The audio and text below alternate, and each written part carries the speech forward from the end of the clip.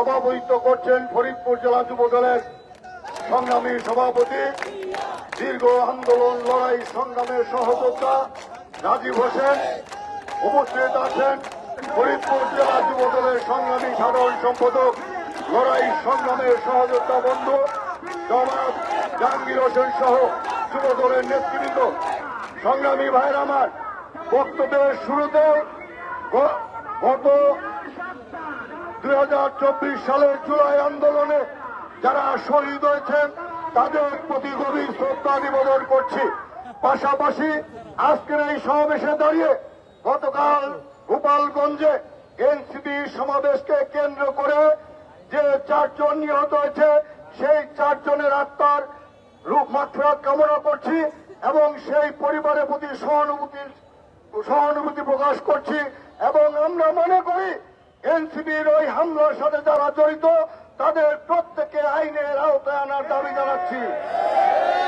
পাশাপাশি আরেকটি কথা বলছি, এনসিপি ভাইদের উদ্দেশ্যে আরেকটি কথা বলছি।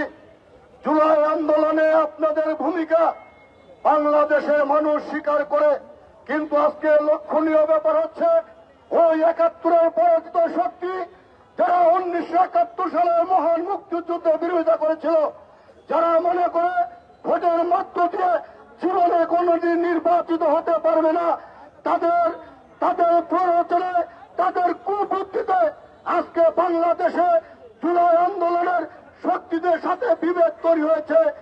এই বিভেদ কারোর জন্য মঙ্গল হবে না। একটা বিভেদের কারণে আপনাদের কিন্তু আর্মির গাড়িতে উঠে ওই প্রস্থান করতে হয়েছে। মনে রাখতে হবে, যাদের প্ররোচনায়, যাদের কুবুদ্ধিতে আজকে বাংলাদেশের স্বাধীনতার পক্ষে শক্তি বিএনপির বিরুদ্ধে আপনারা কথা বলছেন, আগামী দিনে এই বিভেদ কিন্তু আপনাদের পতন নিয়ে আসবে। আমরা বলতে চাই, আমাদের নেতা তারেক রহমান বলেছে সবাইকে নিয়ে বাংলাদেশ গড়তে হবে। নতুন বাংলাদেশ গড়ার জন্য বাংলাদেশের সমস্ত রাজনৈতিক দল যারা গণতন্ত্রে বিশ্বাস করে, যারা বাংলাদেশের স্বাধীনতার সার্বভৌমত্ব বিশ্বাস করে, যারা বাংলাদেশের মানচিত্রে বিশ্বাস করে, তাদের সকলকে নিয়ে আগামী দিনে এমন একটি নির্বাচন চাই যে নির্বাচনে সকলেই ভোট দিতে পারবে। সেই ভোটের দাবিতে আমরা এখনো রাজপথে আছি। আমরা আপনাদের ফরিদপুরবাসীকে আমরা উত্তপ্ত আহ্বান জানাবো, আসুন আগামী দিনে বাংলাদেশকে বিশ্বের মানচিত্রে আরো বড় জায়গায় নিয়ে যাওয়ার জন্য বেগম খালেদা জিয়ার নেতৃত্বে, তারেক রহমানের নেতৃত্বে আমরা সকলে ঐক্যবদ্ধ হই। এই আশাবাদ ব্যক্ত করে আমি আমার বক্তব্য শেষ করছি। খুদা হাফেজ। বাংলাদেশ জিন্দাবাদ। শহীদ সমরক বেগম খালেদা জিয়া জিন্দাবাদ। তারুণ্যের অহংকার তারেক রহমান জিন্দাবাদ।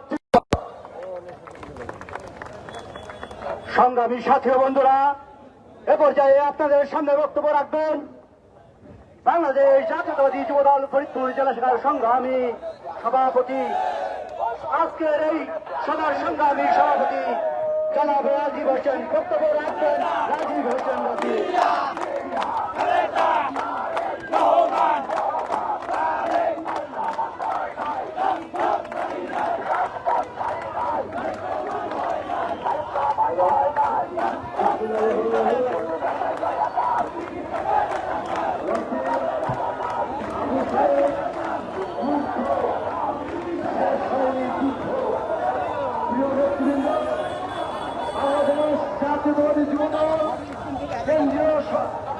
কেন্দ্রীয় কমিটির নির্দেশ অনুযায়ী সারা বাংলাদেশ ব্যাপী আজকে বিক্ষোভ কর্মসূচি চলছে।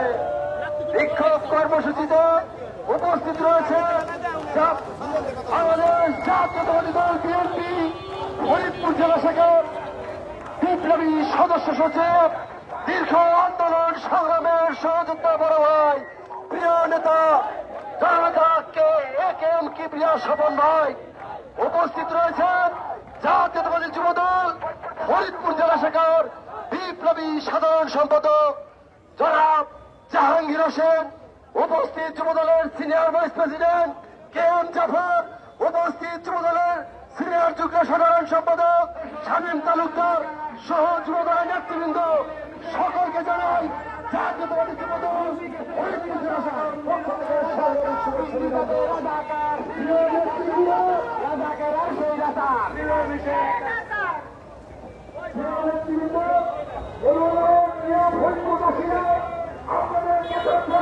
কথা বলতে চাই, দীর্ঘ 17 বছর আমরা এই ফরিদপুরের রাজপথে আমরা ফ্যাসিবাদী আওয়ামী লীগ সরকারের বিরুদ্ধে আন্দোলন সংগ্রাম করেছি। রাজপথ সাক্ষী এমন কোন আন্দোলন সংগ্রাম নয় যে আন্দোলন সংগ্রামে বিএনপি এবং তার অঙ্গ সংগঠনের নেতৃবৃন্দরা এই আঘাত করেছিল না। আজকে যারা ইন্ধন যোগাচ্ছেন, শান্তিপূর্ণ বাংলাদেশকে অশান্তি করতে যাচ্ছেন, এমন প্রশ্ন 17টি বছর আপনারা কোথায় ছিলেন? আপনাদেরকে তো আমরা আন্দোলন সংগ্রামে রাজপথের কোন আনাচে কানাচে অলিতে গলিতে আমরা আপনাদেরকে পাই নাই। তবে হ্যাঁ, আমরা পেয়েছি আপনাদেরকে বিভিন্ন সময়ে মসজিদের বারান্দায় আপনাদেরকে পেয়েছিলাম। রাজপথে জনগণের স্বার্থে, বাংলাদেশের স্বার্থে আপনারা কখনোই কোনো কথা বলেন নাই, কারণ তখন আপনারা ছিলেন শেখ হাসিনার আঁচলের তলে বন্দী।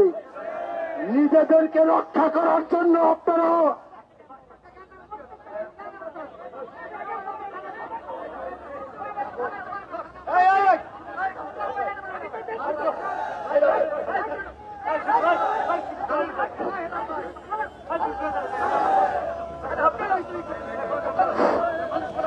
বাংলাদেশের প্রত্যেকটি দুর্যোগে এমন কোন দুর্যোগ নেই যে দুর্যোগে বিএনপির চেয়ারপারসন দেশনেত্রী বেগম খালেদা জিয়া, বিএনপির ভারপ্রাপ্ত চেয়ারম্যান জননেতা জনাব তারেক রহমানের নেতৃত্বে বাংলাদেশের এমন কোন দুর্যোগ নেই সেই দুর্যোগে বিএনপি বাংলাদেশের মানুষের পাশে ছিল না।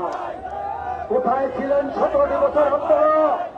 আজকে আমার জেলা বিএনপির সদস্য সচিব আমার ডান পাশে দাঁড়িয়ে রয়েছেন। 2014 সালের একটি ছোট্ট ঘটনা না বললেই নয়।